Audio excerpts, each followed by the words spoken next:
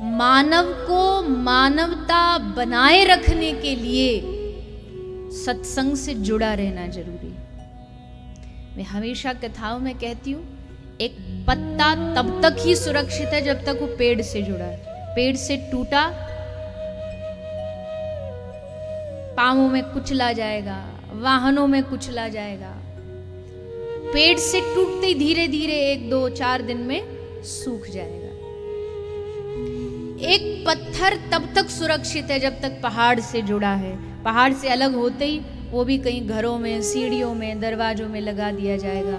ठीक उसी तरह एक इंसान तब तक सुरक्षित है जब तक वो सत्संग से जुड़ा है। ये मानव की जो बुद्धि है ना, ये बुद्धि एक प्रकार की बड़ी तगड़ी वाली मशीन है। ये मशीन अगर सत्संग से दूर हो जाएगी तो इस मशीन को ऑपोजिट काम करने में टाइम नहीं लगेगा। ये बड़े बड़े जो आतंकी हमले, लोग क्या क्या न जाने इस दुनिया में पाप करते हैं। क्यों? क्योंकि बुद्धि रिवर्स हो गई, बुद्धि गलत रास्ते पर चली गई। उस बुद्धि को सन्मार्ग पर लगाने के लिए अगर कोई सबसे बड़ी डोज है, खुराक है कलयुग में, तो वो एकमात्र सत्संग है। आपका तो पता नहीं, पर मेरा तो जीवन का निजी अनुभव है। अगर कोई व्यक्ति सत्संग कह रहा है, इसका मतलब ये नहीं कि वो खुद सुनता नहीं है, वो भी सुनता और सुनना चाहिए।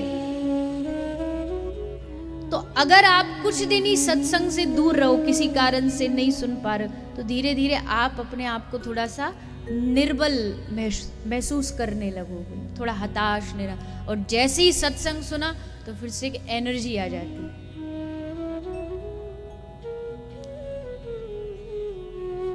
कोविड का लगता है ना वो बूस्टर लगते ही बोले इम्यूनिटी बढ़ने लग जाती है। और भगवान के सत्संग को, भागवत जी को रसमाल, भागवत को रसायन कहा गया है। भागवत औषधि भी नहीं है, भागवत रसायन है। रसायन और औषधि में क्या फर्क होता है पता है किसी को? रसायन और औषधि में फर्क होता है। औषधि तो वो होती है जो रोग होने के बाद में ली जाती है। बुखार आ गया, अब दवाई लो, ये औषधि। और रसायन क्या है? रसायन माने अंग्रेजी में जिसको कहते हैं वैक्सीन।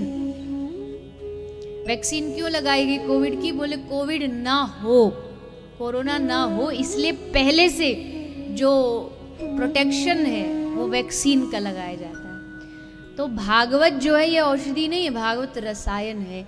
रोग होने के बाद दवाई लेंगे ये नहीं। भागवत जी इसलिए श्रवण करिए ताकि हमको रोग हो ही ना, हमारी सुरक्षा रहे। भगवान का सत्संग हमारी सुरक्षा करता है, हमें संभाल करके रखता है। और इस रसायन की आवश्यकता मानवों को ही पड़ती है और किसी प्राणियों को नहीं, पशुओं को नहीं पड़ती।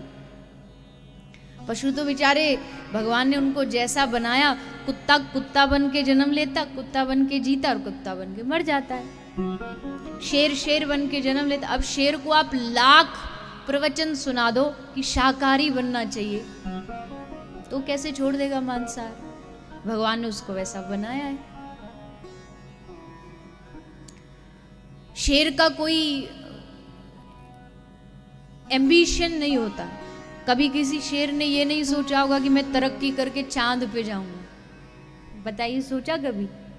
मानव सोचता है मैं ये करूंगा, मैं वो करूंगा। तो पशु बन के जन्म लेता है, पशु बन के जीता है, पशु बन के मर जाता है। लेकिन मानव एक ऐसा प्राणी है जो मानव बन के जन्म लेता है, उसके बाद गारंटी नहीं है।